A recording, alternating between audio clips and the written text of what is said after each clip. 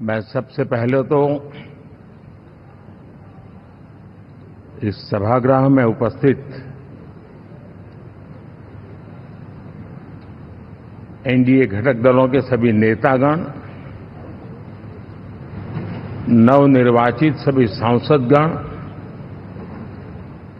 और हमारे राज्यसभा के भी सांसदगण, आप सबका हृदय से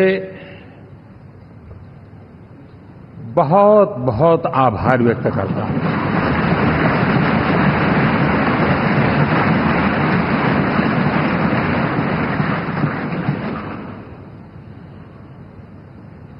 मेरे लिए खुशी की बात है कि इतने बड़े समूह को आज मुझे यहां स्वागत करने का अवसर मिला है।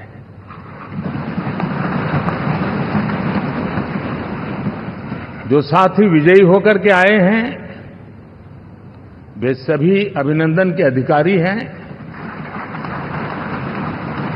लेकिन जिन लाखों कार्यकर्ताओं ने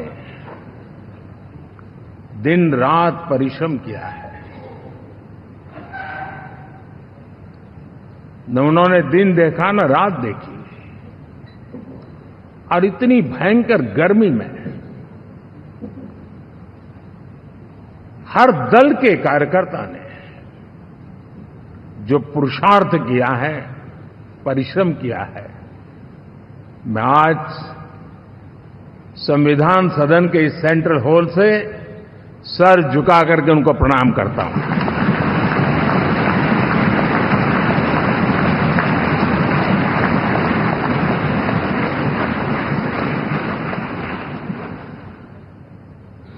साथियों, मेरा बहुत सौभाग्य है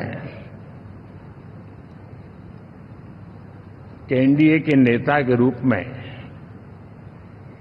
आप सब साथियों ने सर्वसम्मति से चुन करके मुझे एक नया दायित्व दिया है,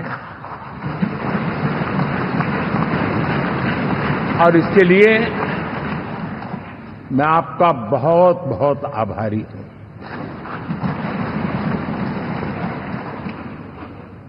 व्यक्तिगत जीवन में एक मैं जवाबदारी का एहसास करता हूं। जब 2019 में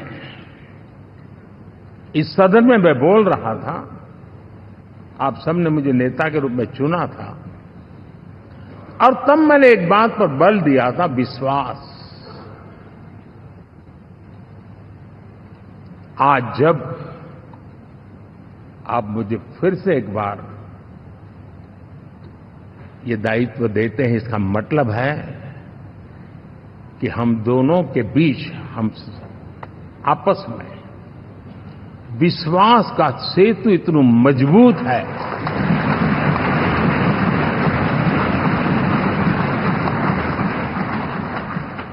ये अटूट रिश्ता विश्वास की मजबूत धरातल पर है, और ये सबसे बड़ी पूंजी होता है। और इसलिए ये पल मेरे लिए भावुक करने वाले भी हैं, और आप सबके प्रति जितना धन्यवाद करूं उतना कम है।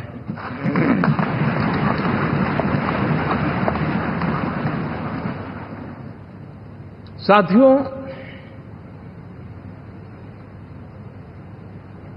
बहुत कम लोग इन बातों की चर्चा करते हैं, शायद उनको सूट नहीं करता होगा,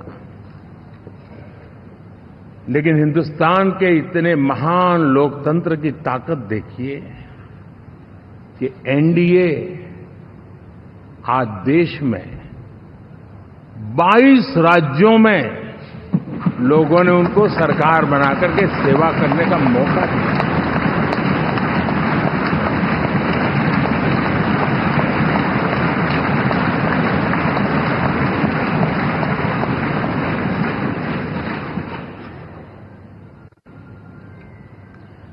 हमारा ये अलायंस सच्चे अर्थ में भारत की असली जो स्पिरिट है, जो भारत का आत्मा है, भारत की जड़ों में जो रचा बसा है, उसका एक अर्थ में प्रतिबिंब है।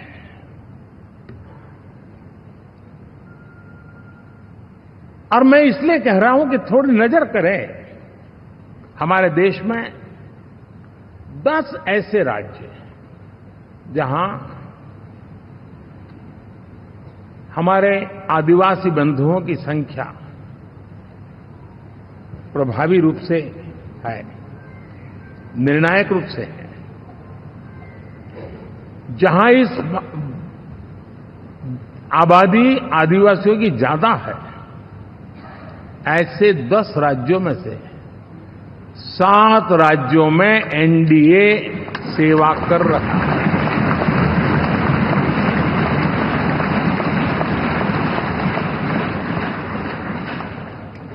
साथियों, हम सर्वपंथ संभाव के हमारे संविधान को समर्पित है और देश में चाहे हमारा गोवा हो या हमारा नॉर्थ ईस्ट हो, जहां बहुत बड़ी मात्रा में हमारे ईसाई भाई बहन रहते हैं, आज हम उन राज्यों में भी एनडीए के रूप में सेवा का अवसर हमें मिला।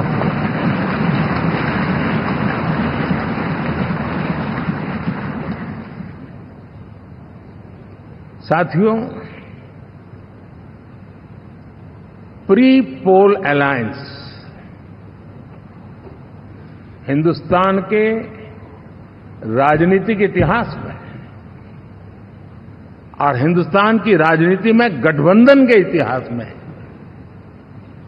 प्री पोल अलायंस इतना सफल कभी भी नहीं हुआ है जितना कि एनडीए हुआ।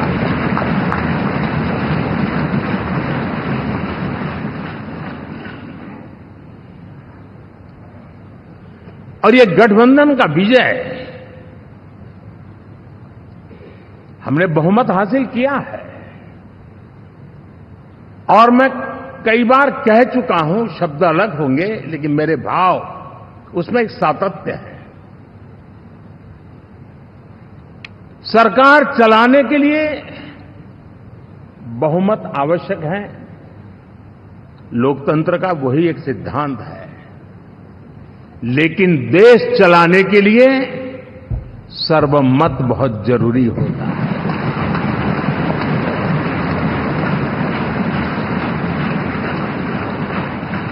और मैं आज देशवासियों को यहां से विश्वास दिलाना चाहता हूं कि आपने जिस प्रकार से हमें बहुमत देकर के सरकार चलाने का सौभाग्य दिया है, ये हम सबका दायित्व है कि हम सर्वमत का निरंतर प्रयास करेंगे और देश को आगे ले जाने के लिए हम कोई कोर कसर नहीं छोड़ेंगे।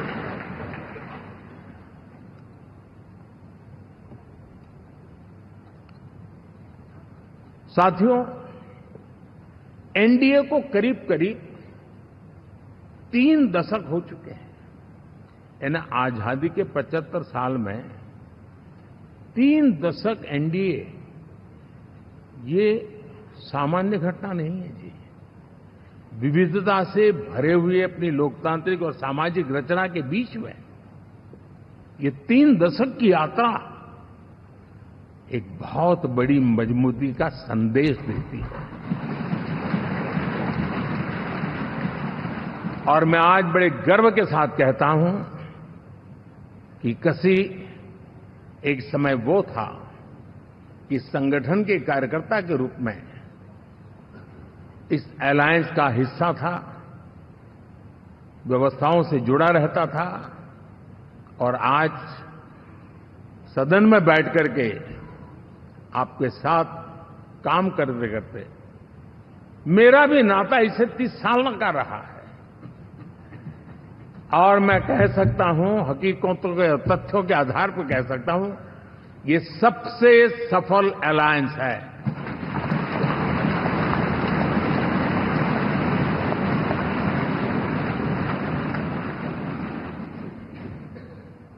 हम गर्व से कह सकते हैं कि 5 साल का टर्म होता है। इस अलायंस ने 30 साल में से 5-5 साल के 3 टर्म सफलतापूर्वक पार किए हैं और अलायंस चौथे टर्म में एंटर कर रहा है।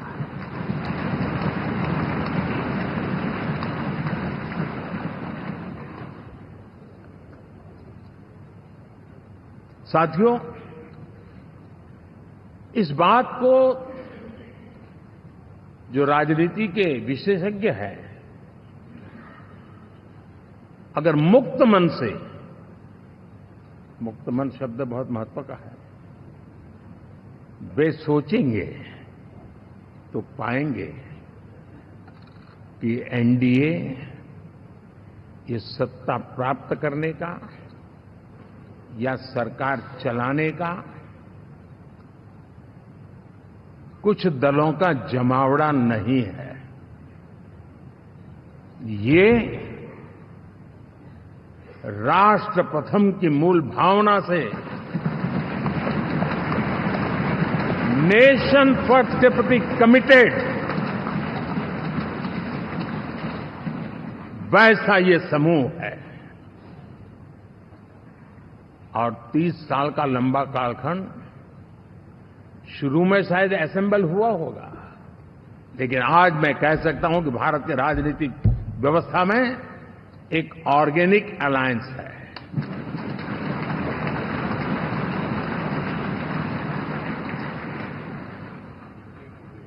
और ये मूल्य श्रद्धेय अटल बिहारी वाजपेयी, श्री प्रकाश सिंह जी बादल, श्री बाला साहब ठाकरे, श्री जॉर्ज फर्नांडिस, श्री शरद यादव, अनगिनत नाम मैं कह सकता हूं। इन लोगों ने जिस बीज को बोया था, वो आज भारत की जनता ने विश्वास का सिंचन कर करके उस बीज को वटवृक्ष बना दिया है।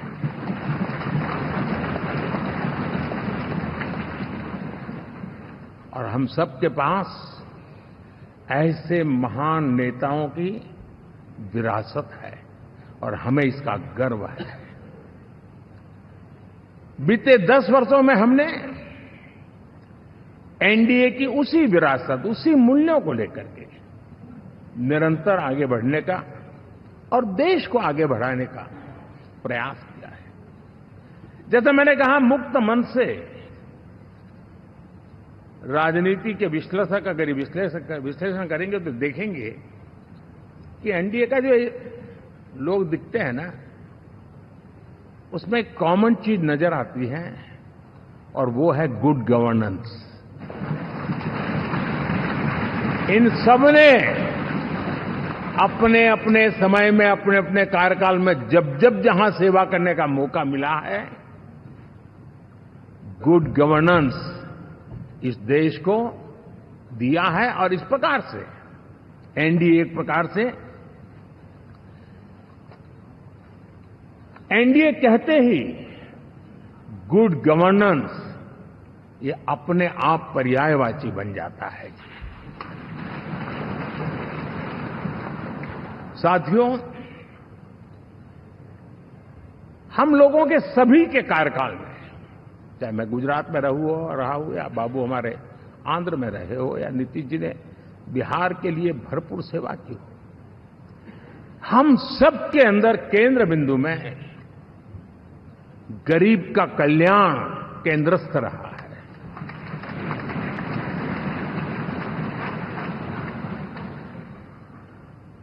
और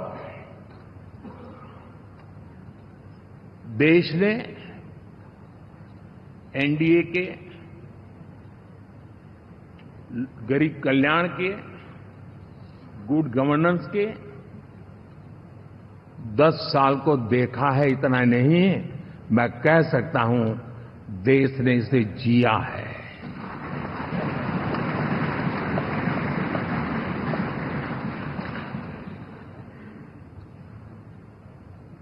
जनता जनार्दन ने सरकार क्या होती है, सरकार क्यों होती है, सरकार किसके लिए होती है, सरकार कैसे काम करती है, इसको पहली बार अनुभव किया है। वरना जनता और सरकारों के बीच में एक खाई की व्यवस्था ही बनी हुई थी। हमने उसको पाट दिया है। हमने सबका प्रयास का मंत्र देश को नई ऊंचाई पर ले जाने के लिए चरितार्थ करके देखा है। साथियों, एनडीए सरकार में हम अगले 10 साल में, मैं बहुत जिम्मेवारी के साथ कह रहा हूं, अगले 10 साल में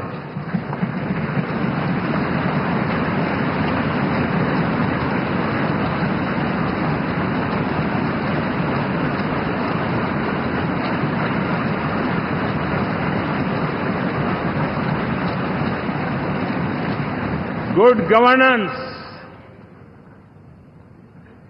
विकास, नागरिकों के जीवन में क्वालिटी ऑफ लाइफ, और मेरा व्यक्तिगत रूप से एक बहुत बड़ा ड्रीम है, मैं लोकतंत्र की समृद्धि को जब सोचता हूं तो मैं चाहता हूं कि सामान्य मानवीय के जीवन में से, और खास करके मध्यम वर्ग, उच्च मध्यम वर्ग, उनके जीवन में से सरकार की दखल जितनी कम हो उतनी लोकतंत्र की मजबूती है।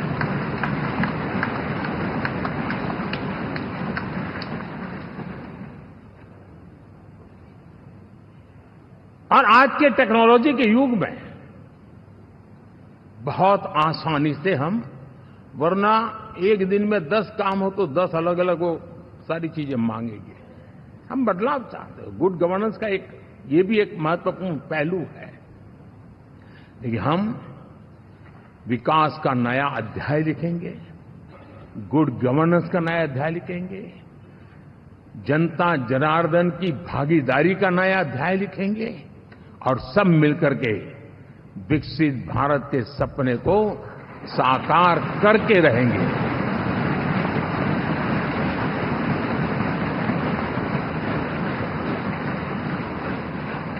साथियों, एनडीए में, और मैं अगर विस्तार से कहूं तो सदन में किसी भी दल का कोई भी जनप्रतिनिधि होगा, मेरे लिए सब बराबर है।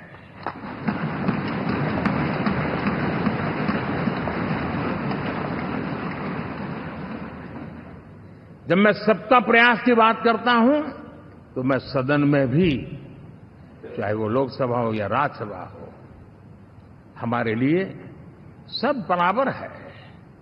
और यही एक भाव है जिसके कारण 30 साल से एनडीए अलायंस मजबूती के साथ आगे बढ़ा है। अपना पराया कुछ नहीं है। सबको गले लगाने में हमें कभी कोई कमी नहीं रखी है। उसी का परिणाम है कि जनता का विश्वास भी जीत पाते हैं। साथियों, हमने 2024 में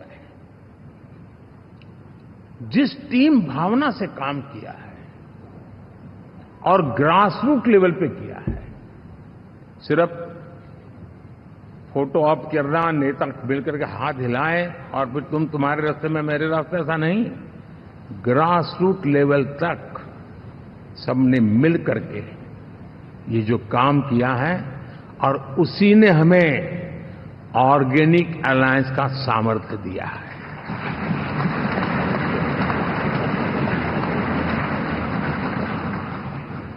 एक दूसरे का सहयोग किया है। हर किसी ने यही सोचा, जहां कम वहां हम। अगर कोई कमी है तो मैं आऊंगा, मैं मेहनत करूंगा, लेकिन तुम्हें कमी नहीं रहने दूंगा।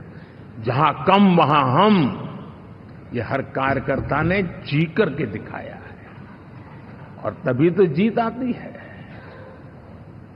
साथियों, कभी कभी मैं कह सकता हूं कि हमारा 10 साल का अनुभव है, भारत के हर क्षेत्र का और भारत के हर नागरिक का जो एस्पिरेशंस हैं, रीजनल एस्पिरेशंस हैं, वे और नेशनल एस्पिरेशंस, इसका एक अटूट नाता होना चाहिए।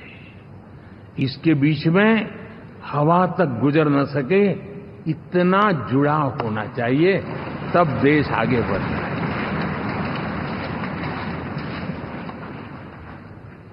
साथियों, इस चुनाव में मैं कुछ उल्लेख जरूर करना चाहूंगा जो मेरी नजरिए से मैंने देखा है। दक्षिण भारत में एनडीए ने एक नई राजनीति की नींव मजबूत की है।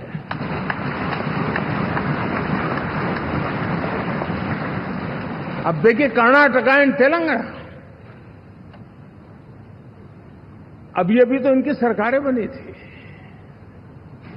लेकिन पल भर में ही लोगों का विश्वास टूट गया, भ्रम से लोग बाहर आ गए और एनडीए को गले लगा दिया। कर्नाटक और तेलंगाना में दोनों जगह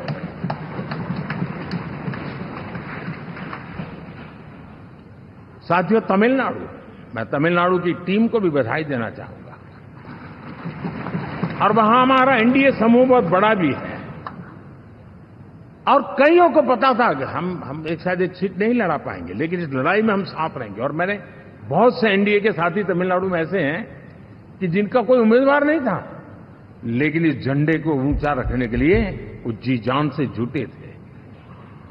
और इसलिए आज तमिलनाडु में भले हम सीट नहीं जीत पाए, लेकिन जिस तेजी से एनडीए का वोट शेयर बढ़ा है, वो साफ साफ संदेश दे रहा है कल में क्या लिखा हुआ है।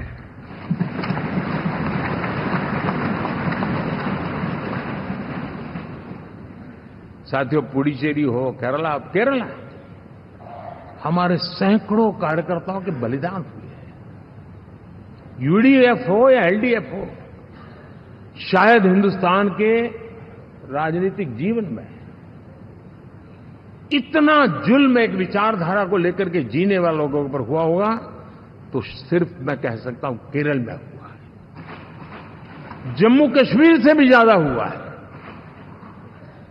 उसके बावजूद भी सामने कहीं विजय नजर नहीं आता था। उन्होंने परिश्रम की पराकाष्ठा में कभी पीछे नहीं रहे, पीढ़ियां खपा दी। और आज पहली बार संसद में केरल से हमारा प्रतिनिधि बन के आया।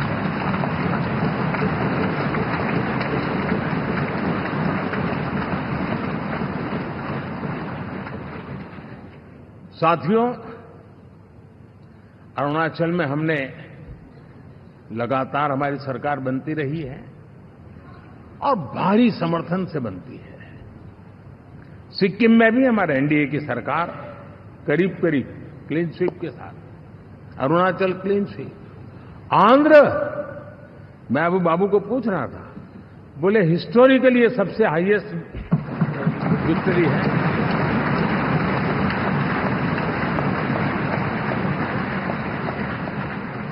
और जो यहां दिखता है ना पवन, ये पवन नहीं, आंधी है।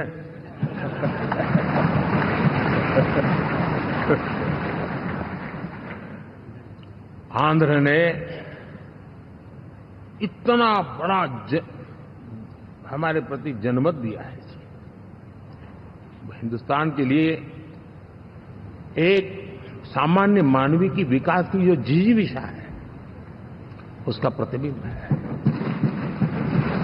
और महाप्रभु जगन्नाथ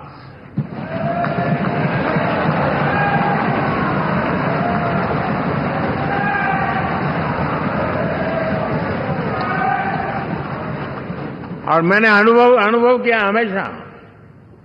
मैं हमेशा मानता हूं ईश्वर के अनेक रूप होते हैं, लेकिन जब मैं भगवान महाप्रभु जगन्नाथ जी को याद करता हूं तो मैं हमेशा मानता हूं ये गरीबों के देवता है।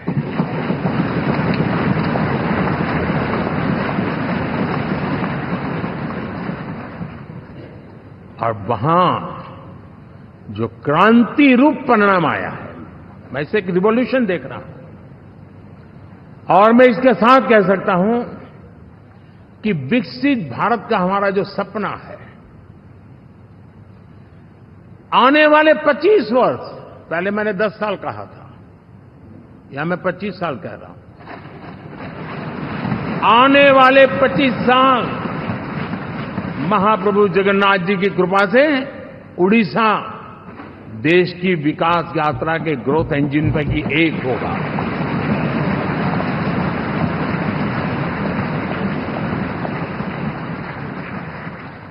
साथियों, हम लोग जब 4 जून के नतीजे चल रहे थे, मैं तो अपने काम में कुछ व्यस्त था, बाद में फोन आना शुरू हो गए। तो मैंने किसी को पूछा, यार ये तो ठीक है आंकड़े वांकड़े, तो मुझे ये बताओ कि ईवीएम जिंदा है कि मर गया?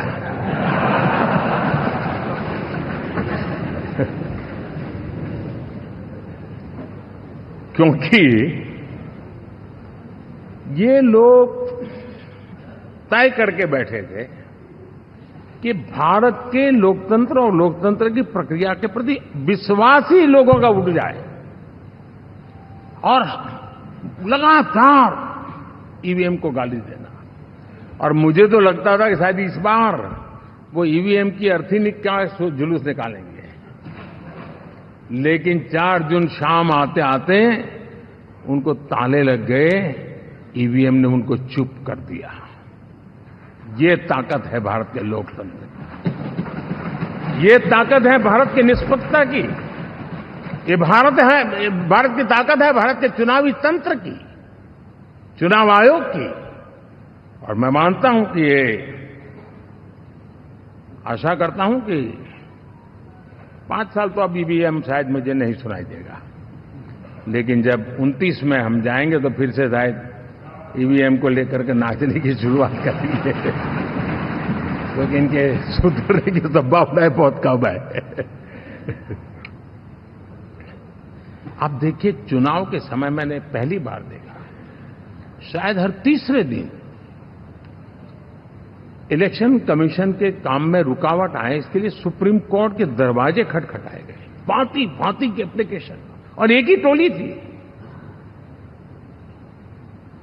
और लोकतंत्र के प्रति जिनका भरोभार अविश्वास है, ऐसे लोग सुप्रीम कोर्ट का उपयोग करते हुए कैसे रुकावट डाले, इसका निरंतर प्रयास करते रहे।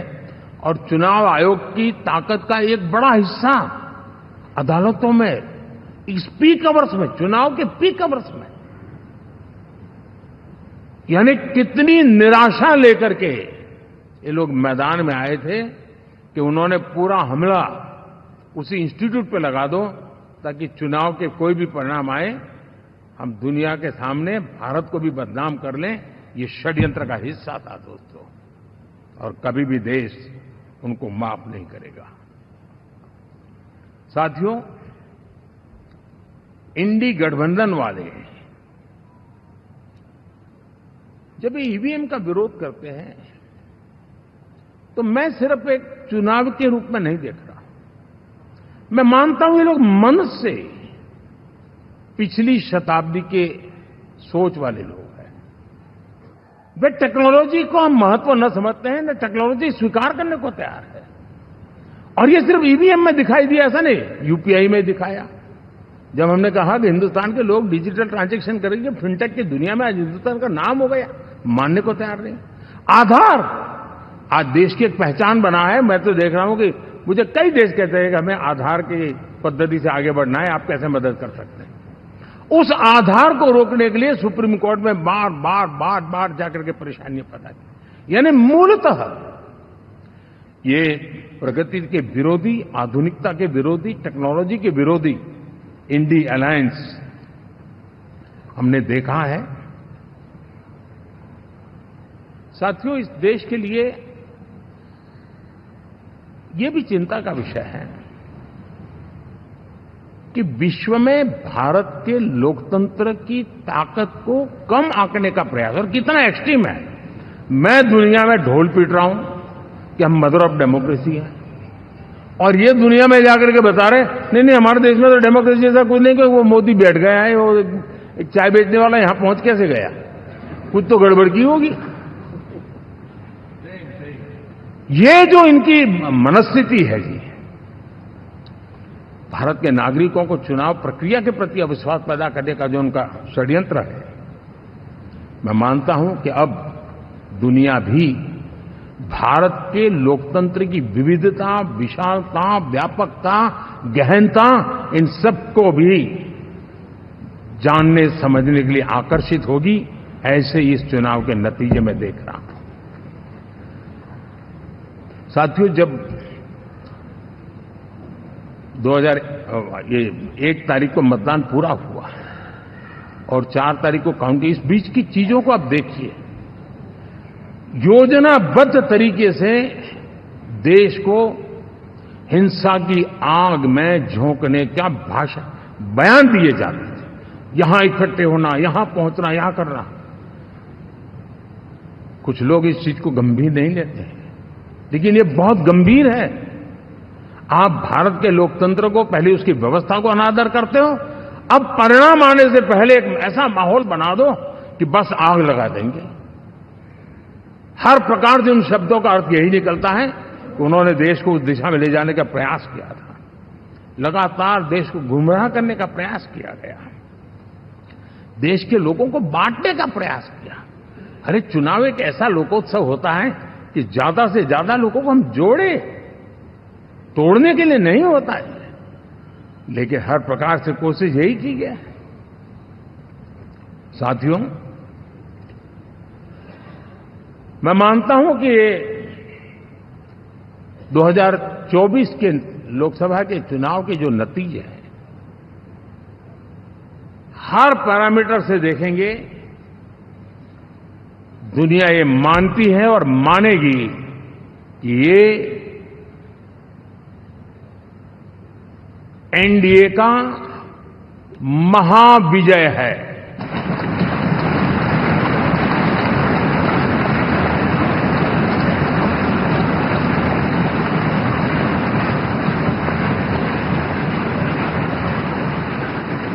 और आपने देखा 2 दिन कैसा चला, जैसे हम तो हार चुके हैं, गए। सब चारों तरफ यही दिखता था, क्योंकि उनको अपने कार्यकर्ताओं का मोरल हाई करने के लिए ऐसे काल्पनिक परेड ये करने पड़ रहे हैं। और साथियों, गठबंधन के इतिहास में अगर आंकड़ों के हिसाब से देखें तो ये सबसे मजबूत गठबंधन की सरकार है।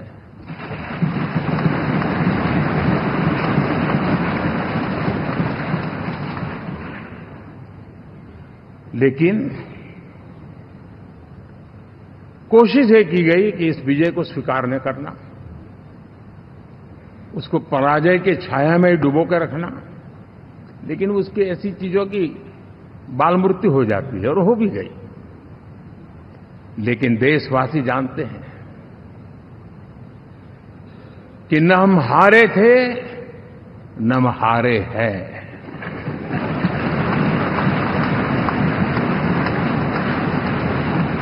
लेकिन 4 तारीख के बाद हमारा जो व्यवहार रहा है, वो हमारी वो पहचान बताता है कि हम विजय को पचाना जानते हैं।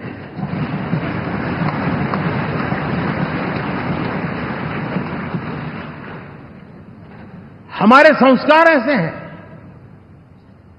कि विजय की गोद में उन्माद पैदा नहीं होता है और न ही पराजित लोगों के प्रति उपहास करने के हमारे संस्कार हैं। हम विजय को भी पचाते हैं और पराजित का भी उपहास करने की विकृति हम नहीं पालते। ये हमारे संस्कार हैं। अब किसी भी बालक को पूछो कि भाई लोकसभा के चुनाव के पहले सरकार किसकी थी, तो कहेगा एनडीए। 24 के नतीजों के बाद सरकार किसकी बनी, एनडीए। तो हारे कहां से भाई?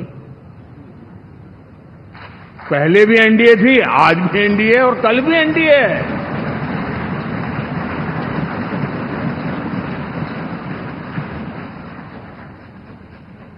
आप सोचिए 10 साल बाद भी कांग्रेस 100 के आंकड़े को नहीं छू पाई।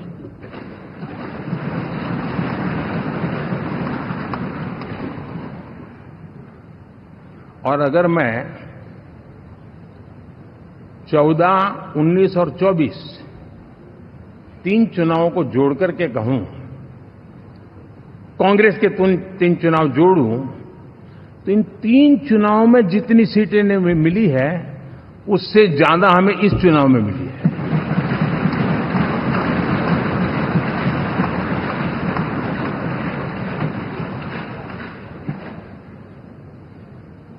और मैं साफ देख रहा हूं साथियों, एनडीए वालों को अंदाज नहीं है।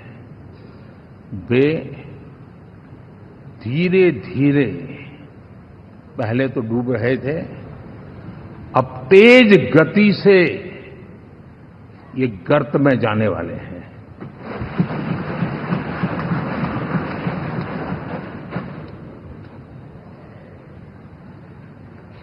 साथियों, इंडिया अलायंस वाले देश के सामान्य नागरिकों की जो समझ है, आज भी वो उसके सामर्थ्य को समझ नहीं पाए हैं या समझना चाहते नहीं है। भारत के सामान्य व्यक्ति की भी एक समझ है, और जो जमीन से जुड़ा रहता है ना, वो समझ को छूता है, समझता है, पहचानता है। वो वहां नहीं है।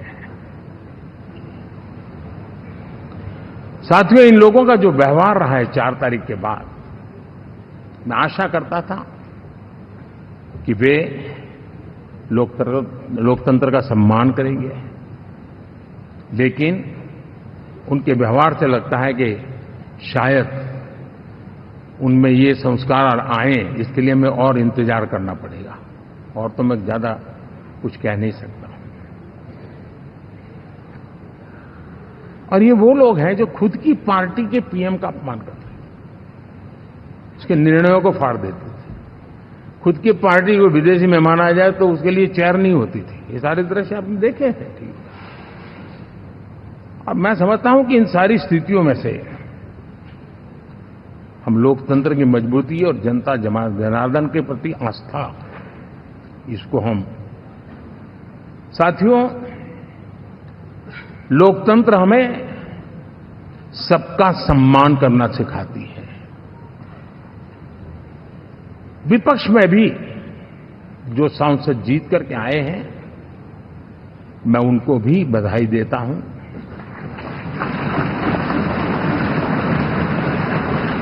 और मैं पिछले 10 वर्ष में एक चीज मिस कर रहा था कि debate, participation, quality of debate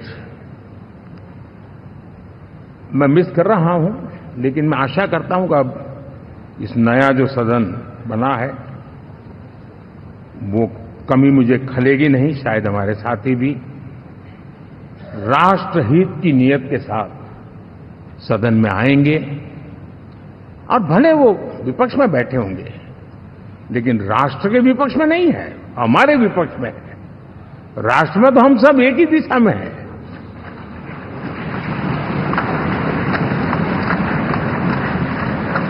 राष्ट्र में हमारा कोई पक्ष विपक्ष नहीं है। राष्ट्र में तो हम 140 करोड़ है। और मैं आशा करता हूं कि वो राष्ट्र हित की भावना को लेकर के सदन में आएंगे और सदन को समृद्धि देने में वे कुछ न कुछ योगदान करेंगे। साथियों, 24 का जनादेश एक बात को बार बार मजबूती दे रहा है, बार बार मजबूती दे रहा है कि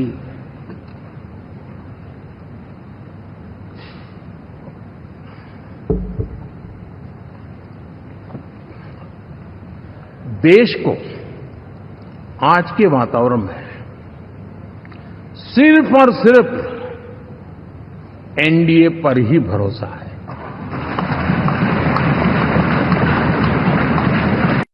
इस बात है, उन सब प्रति समर्पण उसका बढ़े, उस दिशा में हम काम करना चाहते हैं। साथियों, छत्रपति शिवाजी महाराज के राज्याभिषेक के 350 वर्ष के उत्सव में देश आज रंगा हुआ है और हमारे लिए सबसे बड़ी प्रेरणा है, क्योंकि उसमें राष्ट्र प्रथम की भावना है। छत्रपति शिवाजी महाराज को याद करते ही राष्ट्र प्रथम की भावना हमें मजबूती देती है और इसलिए हम देश में इसी एजेंडा को आगे रखते हुए और जब इसी समय 350 साल का पर्व आया है तो हमें अपनी पॉलिसी और परफॉर्मेंस और सामान्य मानवीय का जीवन बेहतर करना है, उसमें जरा भी विलंब नहीं करना है। साथियों,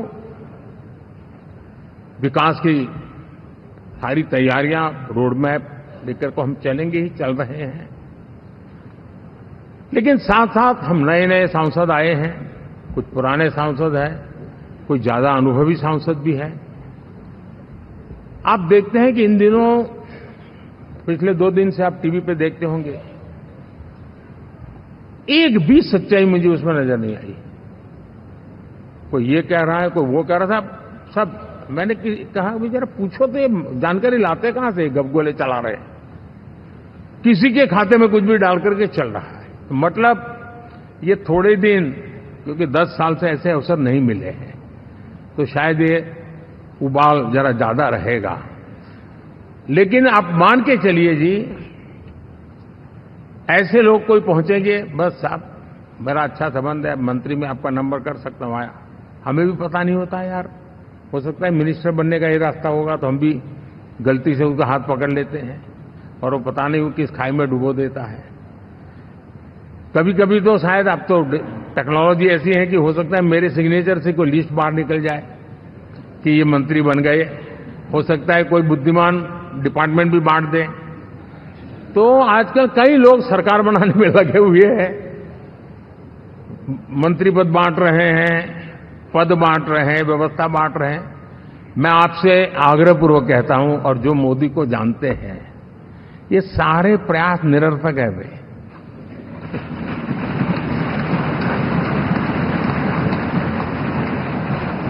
आप भी किसी का फोन आ जाए तो 10 बार वेरीफाई कीजिए कि जिसने फोन किया है वो सचमुच में अथॉरिटी है। अदरवाइज कोई भी कहे भाई आपका नाम हो गया है, सुबह परिवार को बुला लीजिए, शपथ समारोह में आना है, हो गया। तो ऐसी गपबाजी करने वाली एक बहुत बड़ी फौज रहती है। कुछ लोग आदतन करते रहते हैं, कुछ लोगों को मजाक आती है इसलिए, और कुछ लोग बदइरादे से करते हैं। मेरा सभी सांसदों से आग्रह है कि हम इन सारे षड्यंत्रों का शिकार न बने। दूसरा, हमारे जो इंडिया अलायंस वालों ने इस चुनाव में फेक न्यूज में एक्सपर्टाइज कर लिया, डबल पीएचडी कर लिया उन्होंने, वो शायद इसका भरपूर उपयोग करेंगे। हम कृपा करके इन चीजों से दूर रहें, अफवाहों से दूर रहें। ये जो टीम बैठी है वो अनुभवी टीम है, मुझे भी सही सलाह देने वाली टीम है, और इसलिए टीम मिलकर के बहुत सही निर्णय करने वाली है। कृपा करके ब्रेकिंग न्यूज के आधार पर देश चलेगा नहीं, ये मान के चलिए।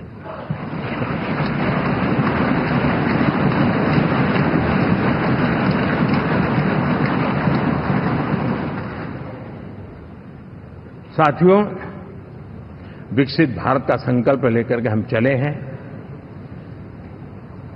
3 नंबर की इकोनॉमी पहुंचना मैं जानता हूं, निश्चित रोड मैप के साथ उसको हम पार करने वाले हैं। और मैंने पहले भी कहा था कि मेरा पल पल देश के नाम है, मेरा पल पल आप लोगों के नाम है। मैं 24/7 अवेलेबल हूं।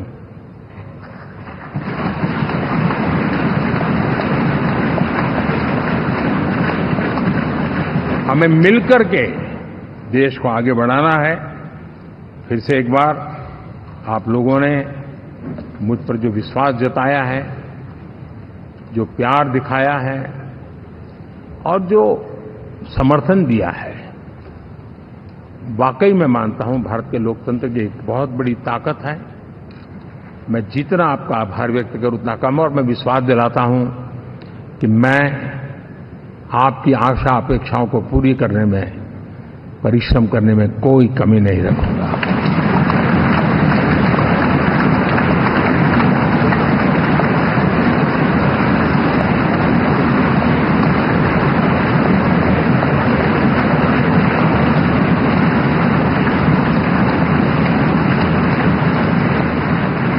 मेरे लिए जन्म सिर्फ और सिर्फ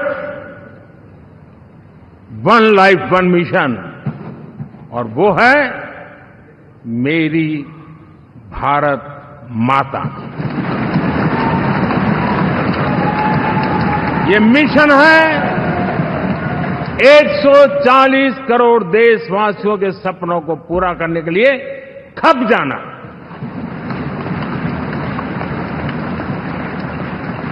ये मिशन है 140 करोड़ देशवासियों को 1000 साल की मुसीबतों से जो गुजरी हुई पीढ़ी दर पीढ़ी है, उसे मुक्ति दिला करके सम्मान के साथ विश्व में मेरा हर देशवासी दुनिया उसे देखे तो उसका मन कर जाए, काश ये हिंदुस्तान का है, अरे नजर मिल जाए तो अच्छा होगा। ये मैं स्थिति पैदा करना चाहता हूं। उसका मन लालायित होना चाहिए, हिंदुस्तानी है, अरे यार जरा हाथ मिला लूं, कुछ एनर्जी मुझे भी आ जाए। मैं देश को इस ऊंचाई पे ले जाना चाहता हूं। और साथियों, मुझे पक्का विश्वास है आपका साथ, आपका सहयोग, आपका अनुभव बहुत बड़े परिणामों की संभावनाएं लेकर के आया है। लोकसभा का ये गठन उन सभी आकांक्षाओं को पूरा करेगा। मैं फिर एक बार आप सबका हृदय से बहुत बहुत धन्यवाद करता हूं।